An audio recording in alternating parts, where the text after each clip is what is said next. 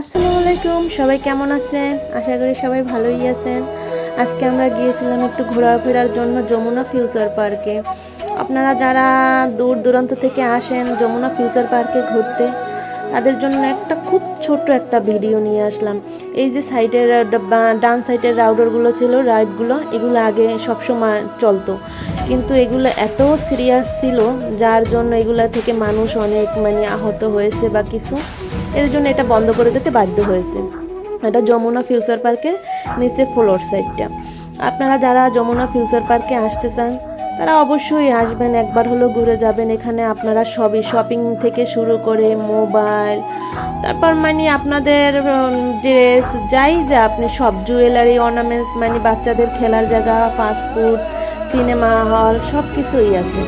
আপনারা যারা ঘুরতে আসতে চান তারা অবশ্যই একদিন সময় করে যমুনা ফিউচার পার্কে ঘুরতে আসবেন। আমার সব সময় যাওয়া হয় না, মাঝে মধ্যে যাওয়া হয়। আপনাদের এই গেট থেকে ঢুকতে হবে, এটা চেকিং গেট। সেখান থেকে এখানে ঢুকতে কোনো টিকিটের প্রয়োজন হয় না। ব্যাগটা আপনি শুধু দিবেন আর এই সেট থেকে ব্যাগটা বের হয়ে যাবে। আপনার ব্যাগের ভিতর কোনো কিছু আছে কি না সেটা জাস্ট চেকের জন্য, এমনি আর কিছুই না। এটা হচ্ছে একদম নিচতলা, নিচের ফ্লোর, যেখানে আছে আইসক্রিম, তারপর জুতার দোকান, আরও ইত্যাদি ইত্যাদি অনেক কিছুর দোকান আছে।